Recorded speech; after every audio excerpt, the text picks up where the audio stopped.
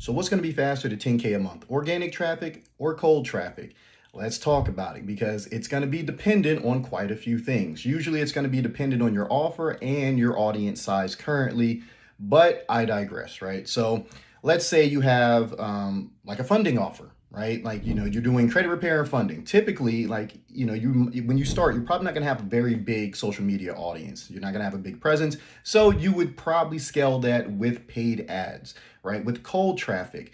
Conversely, if you have something like, I don't know, a detailing shop, that's more of a local business. Now, could you scale it to 10K a month with ads? Absolutely. And it would probably be the fastest way to do so.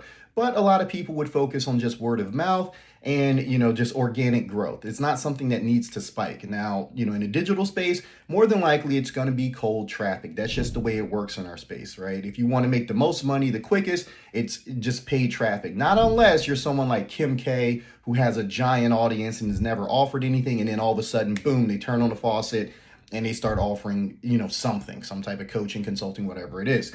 Now, I'm not saying you should, go immediately to paid traffic, right? I think you should test the waters with organic traffic just to see if it's something that people even want.